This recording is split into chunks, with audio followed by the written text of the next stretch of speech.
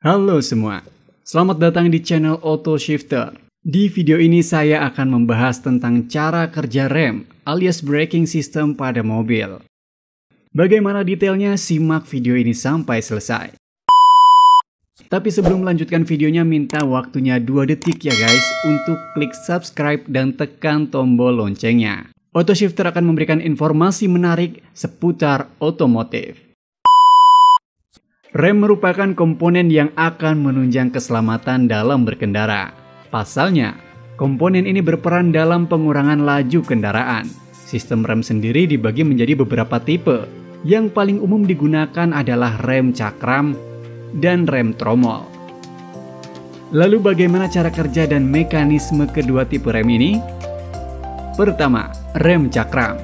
Rem cakram atau disc brake adalah salah satu sistem pengereman mobil yang konsep kerjanya memanfaatkan komponen berupa disc rotor atau piringan yang dijepit oleh 2 buah kampas rem agar bisa memperlambat putaran ban. Sistem rem cakram ini dinilai lebih simpel dan lebih responsif karena dengan luas penampang rem yang kecil, namun arah gaya gesek saling menekan membuat sistem pengereman menjadi lebih efektif. Sistem rem cakram memiliki prinsip memanfaatkan gaya gesek antara bidang yang berputar dengan bidang yang diam. Pada rem cakram, gesekan 2 bidang tersebut dilakukan dengan metode jepitan. Ada 2 bidang. Bidang yang berputar disebut piringan cakram, dan bidang yang diam disebut kampas rem. Saat rem bekerja, 2 buah kampas rem akan menjepit rotor yang berputar, sehingga terjadilah pengereman. Komponen-komponen rem cakram. Ada beberapa komponen yang mendukung sistem pengereman menggunakan rem cakram. Pertama, kaliper rem. Kaliper rem atau kaliper adalah salah satu komponen yang penting dalam rem cakram karena kaliper akan melakukan gerakan mekanis untuk menjepitkan kampas rem di bagian piringan cakram. Kaliper juga sering disebut sebagai penopang kampas rem dan piston rem.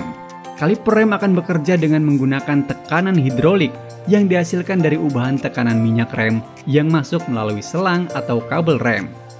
Kedua, kampas rem. Kampas rem atau brake pads adalah salah satu komponen dalam rem cakram yang berfungsi untuk melakukan penekanan pada bagian piringan cakram, sehingga mampu memberikan daya gesek untuk menghentikan putaran dari rem cakram.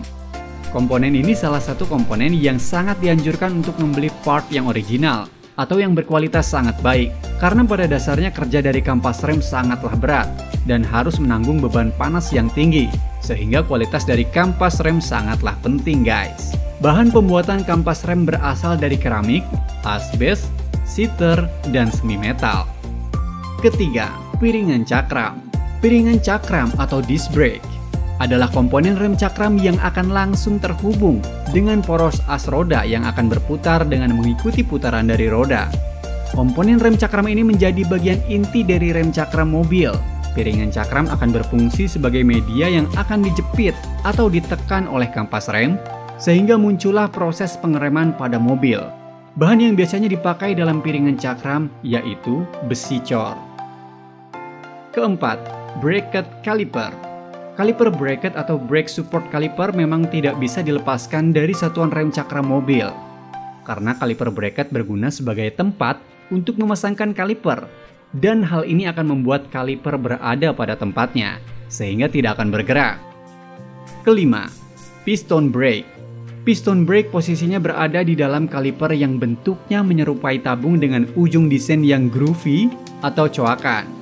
Piston brake berfungsi untuk menekan atau mendorong bagian kampas rem ke piringan cakram agar putaran roda bisa lebih rendah atau berhenti. Keenam, master rem.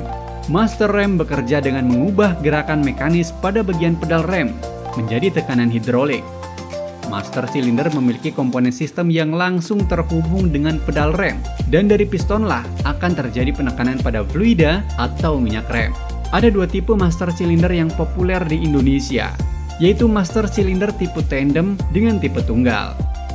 Ketujuh, minyak rem. Brake fluid atau minyak rem berfungsi sebagai media penghantar yang mampu menghasilkan tenaga dorong dari pedal rem ke bagian kaliper. Hal ini akan membuat kampas rem menjepit bagian piringan cakram. Minyak rem disimpan dalam wadah yang disebut reservoir tank. 8. Booster rem. Booster rem adalah komponen rem cakram yang terbuat dari membran yang terhubung dengan bagian intake manifold. Booster rem berfungsi sebagai asis yang bisa membantu meringankan tenaga penekanan pedal rem tanpa harus mengurangi daya pengereman. Kesembilan, selang hidrolik. Selang hidrolik merupakan salah satu komponen inti yang ada dalam rem cakram, karena selang hidrolik akan melakukan distribusi minyak rem ke berbagai kaliper rem dengan tekanan hidrolik yang berlangsung. Kesepuluh, pedal rem. Pedal rem adalah komponen rem cakram yang berfungsi untuk membantu mengaktifkan sistem pengereman sebuah kendaraan. Pada umumnya, pedal rem dibuat dengan lengan atau tuas yang panjang dan gunanya untuk menyesuaikan kebutuhan pengereman para pengemudi. Cara kerja rem cakram. Ada dua kondisi mekanisme pada rem cakram, yaitu ketika rem diinjak dan ketika kita melepas pedal rem. Ketika kita menginjak pedal rem, maka akan timbul tekanan hidrolis dari master silinder. Tekanan hidrolis tersebut akan disalurkan ke aktuator rem, dalam hal ini kaliper rem. Pada kaliper rem, tekanan hidrolis tersebut akan digunakan untuk menggerakkan piston di dalam kaliper. Gerakan piston di dalam kaliper ini akan mendorong dua buah kampas rem untuk bergerak menjepit rotor yang sedang berputar. Hasilnya rotor akan berhenti berputar karena putarannya terhambat oleh kampas rem yang menjepit rotor tersebut. Ketika kita melepas pedal rem, maka tekanan hidrolis yang sebelumnya ada di dalam sistem rem menjadi hilang. Ini akan menyebabkan kampas rem kehilangan daya dorong karena daya dorong pada kampas rem ini sejatinya berasal dari kekuatan injakan kaki kita pada pedal rem. Hasilnya, rotor bisa terbebas dan bisa kembali berputar. Kedua, rem tromol. Tipe rem kedua adalah rem tromol. Berbeda dengan rem cakram yang menggunakan piringan, rem tromol menggunakan drum untuk media gesek dalam hal penghentian putaran roda. Cara kerja rem tromol di motor dan mobil hampirlah sama, yaitu menggunakan drum dan brake shoe. Namun rem tromol pada mobil biasanya sudah menggunakan sistem rem hidrolik, karena sudah memanfaatkan tekanan hidrolik untuk membantu melakukan tekanan kampas rem. Ada beberapa komponen dasar pada rem tromol, yaitu pertama, drum tromol. Drum brake memiliki fungsi utama yaitu sebagai media gesekan bersama kampas rem untuk tujuan agar putaran roda akan berhenti di jalan. Komponen ini juga langsung terhubung dengan baut roda, sehingga tromol akan berputar mengikuti baut roda. Kedua, sepatu rem. Brake shoe atau sepatu rem adalah tempat yang biasanya dipakai untuk meletakkan kampas rem pada sistem rem tromol.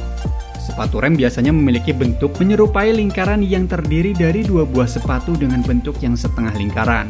Komponen ini diletakkan di salah satu bagian rem tromol. Namun sepatu rem tidak akan bersinggungan atau berhubungan langsung dengan tromol. Yang bergesekan dengan tromol adalah komponen kampas rem dengan bahan yang sama dengan kampas rem pada rem cakram. Ketiga, return spring. Return spring adalah komponen rem tromol yang tidak kalah pentingnya, karena komponen ini berfungsi untuk mengembalikan posisi sepatu rem ke posisi yang awal sebelum adanya tekanan dari tuas rem atau pedal. Dalam sistem kerja rem tromol, return spring terdiri dari dua, yaitu upper spring dan lower spring. Keempat, backing plate. Backing plate adalah salah satu komponen rem tromol yang berbentuk piringan berbahan dasar logam yang cukup tipis dan diletakkan di bagian belakang sistem rem tromol. Pada dasarnya komponen ini berfungsi sebagai pelindung untuk komponen rem tromol yang lainnya. Selain itu ada beberapa komponen lain seperti selang atau kabel rem, booster rem, pedal rem, brake shoe holder, dan lain-lain.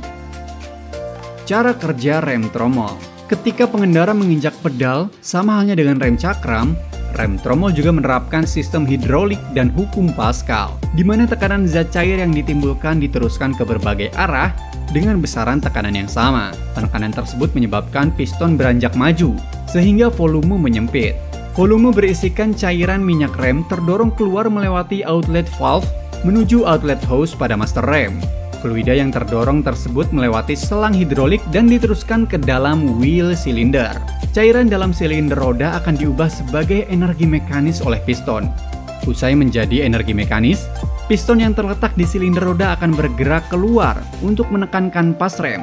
yang berakibat brake shoe mengembang dan menimbulkan gaya penekanan antara brake shoe dengan drum brake. Adanya penekanan pada cara kerja rem tromol tersebut menimbulkan gesekan serta panas pada putaran tromol rem. Putaran drum brake pun akan secara perlahan berkurang dan menekan kecepatan laju kendaraan untuk berhenti. Ketika pedal rem dilepaskan, maka pegas yang berada di sekeliling pedal rem akan menariknya kembali ke posisi awal. Begitupun dengan piston dalam master silinder juga akan ikut tertarik ke posisi semula. Nah, gimana guys? Sudah paham cara kerja dari rem mobil? Tulis komentarmu di kolom komentar ya. Oke, sekian video kali ini. Mudah-mudahan bermanfaat ya guys. Terima kasih sudah menonton. Jangan lupa support channel ini dengan klik tombol subscribe dan nyalakan loncengnya. Dan sampai jumpa di video berikutnya.